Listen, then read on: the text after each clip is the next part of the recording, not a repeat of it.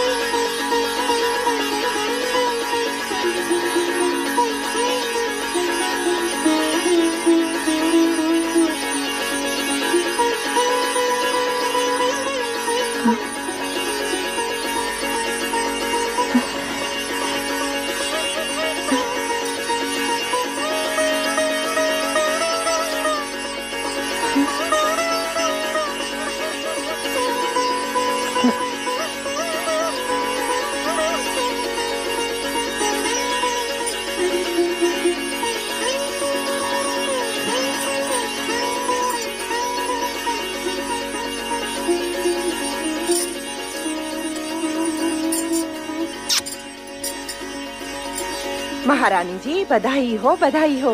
आपके यहाँ एक तेजस्विनी कन्या ने जन्म लिया है। बधाई हो महारानी जी। चलो।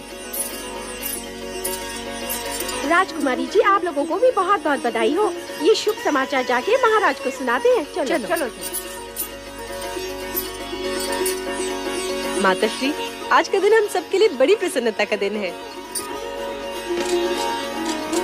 बधाई हो महाराज, बधाई हो। महारानी वीरनी ने एक दिव्य कन्या को जन्म दिया है। कन्या के प्रकट होते ही सारे महल में उसकी ज्योति फैल गई। तेजस्वी कन्या ने जन्म लिया है महाराज। ये शुभ समाचार सुनकर हम धन्य हुए। सुलेखा, ये लो अपना पारितोषिक। मंगला, तुम भी लो। धन्यवाद महाराज। बधाई हो महाराज, बधाई हो। ये लो, तुम भी लो। आज का दिन हमारे लिए अत्यंत ही हर्ष और उल्लास का दिन है। नारायण नारायण। अभिनंदन राजन, दिव्य कन्या के जन्म के क्षण पर बधाई हो। देवऋषि, आश्चर्य है, आप सही समय पर पधारे। नारायण नारायण। आश्चर्य कैसा राजन, दिव्य कन्या के जन्म का क्षण ही हमें यहाँ खींच लाया है। क्या कन्या दर्शन के लिए आप व्यग्र नहीं हो रहे हो? हाँ हाँ अवश्य। देवर्षि आप भी पधारिए, आइए। नारायण नारायण नारायण। पिताश्री बधाई हो। बधाई हो, तुम सबको भी बधाई हो। आज का दिन अत्यंत मंगलमय है। जाओ सब मिलकर मंगल गीत गाओ और पूरे वातावरण को मंगलमय कर दो। चलो देवियो आनंद करो देवियो। ये लो। प्रणाम। नारायण नारायण। दर्शन पाकर आंखें धन्य हुई।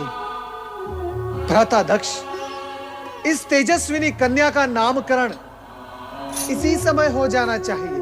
नामकरण इसी समय? हाँ, आज का ये दिन और ये समय अति पावन है। जैसी आपकी इच्छा देवर्षि। इसके दर्शन से मन में सात्विक भाव प्रकट हो रहा है, इसलिए इसका नाम सती होना चाहिए। सती? धन्यवाद देवर्षि, आपने कन्या का नाम अति उत्तम बताया है। हमारी ये कन्या सती के नाम से ही प्रसिद्ध होगी। हम इसी समय पूरे राज्य में घोषणा करवा देते हैं कि प्रजापति दक्ष की कन्या सती ने जन्म लिया है। नारायण नारायण। दक्ष कन्या सती की जय हो। दक्ष कन्या सती की जय हो। दक्ष कन्या सती की जय हो।